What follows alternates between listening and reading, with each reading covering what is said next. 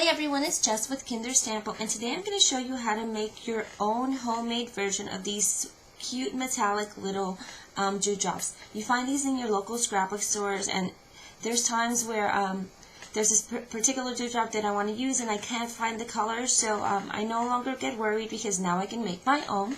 So let me show you what you'll need to make these little dewdrops. The first thing you're going to need is a piece of acetate sheet, and these are just the backings from my clear stamps. If you've seen my previous video on how I store my clear stamps, I always take them off of the acetate sheet, so I keep these so I can use them for something else. In this case, I'm going to use it to make my own dewdrops. You're also going to need a package of these decorative accents, and these are just acrylic discs that you find in the floral section of your local craft store or your local superstore. And they come with, I wouldn't even be able to count how many are in here. There must be over thousands of them in here. You're also going to need any color of the Adirondack acrylic paint dabbers. And any color works well. You can use either matte colors or metallic colors. In this case, I'm going to show you how it looks with a matte and also with a metallic. And then you're going to need any type of glue. So in this case, I'm going to go ahead and use my Helmar tape runner just to run a line of glue along the acrylic. And basically what this is going to do is it's going to hold your dewdrops so you can color them, and then also hold them clearly so that you can store them as well. So we'll just go ahead and run a thin line down here, just like that. And just put this over to the side. The next thing you're going to do is you're going to grab a handful of these little acrylic discs, and you're going to line them up on the strip of glue that you've put on this acetate sheet. And I try to put them as close to each other as possible. It just allows for me to have a lot on one sheet, and then I can make a lot of different colors depending on how many I'm able to put on here. So I'll just put a few on both lines so you guys can see how it looks with the two different colors. And this is just one of those quick tips that I like to do. I know a lot of times we're in our craft rooms and we're crafting, and we can't find a particular color of something that we do, and we're like, oh my goodness, I need to stop now and wait until I go to my local scrapbook store or my craft store. And you won't need to do that anymore. You can just take out your paint dabbers and take out these little discs and just use what you have and get creative with it. I like improvising when I do my projects, and this is just one of those quick ways where you can make your own and continue to work on your project without having to stop. So, and I love the fact that you can color them any color you wish depending on what you have available. So here goes two different rows that I've put. And then I'm going to go ahead and grab my acrylic paint dabber. And this one is in copper. And all you simply have to do, what's really great is that these toppers have a very low flow of paint.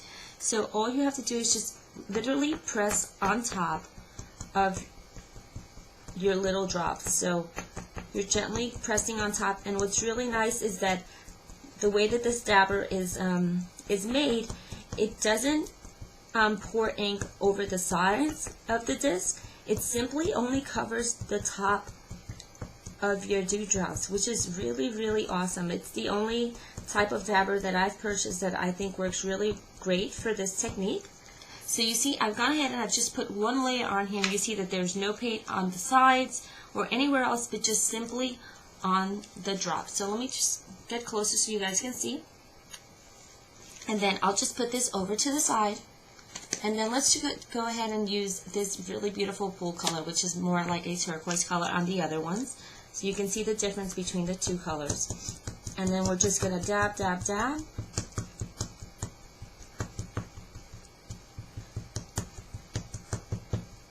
And put it to the side. So now you see how I have these really fun Skittle colored ones, and I have these really pretty metallic ones. And what I like to do is I like to let one layer dry, and in this case I'm just going to dry it with my heat tool really quick.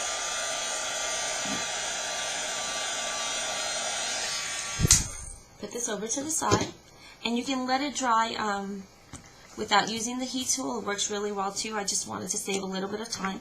And then I just put another layer on top so that it's fully coated. Believe it or not, the one layer works perfect, but if you want to add a little more texture or dimension to your drops, you just put a second layer and it'll make the colors so much more vibrant. So there goes that, and you guys can see the difference between the colors. And I'll do the same thing to the teal one. So here we go. And that's it. It's as simple as that. So let me just show you what they look like. These beautiful copper colored ones, and then here go these beautiful pool colored ones which look like a turquoise or a teal. And then I'll show you some that I previously made. This is the little sheet that I constantly keep on my desk so I can use. I love using metallic colors because, you know, I love adding a vintage feel to my projects, so I love the way these look. And these are just coppers and golds and silvers, and I use them quite frequently. So these, saving your acrylic sheets and your acetate sheets from your clear stamps or just using any random one works really, really well for this purpose. And then let me just show you how I've incorporated it into a project. You've probably seen this before, but this is a mini album that I made for Halloween, and I just added a random row of them on the top. Just super, super cute, really, really easy.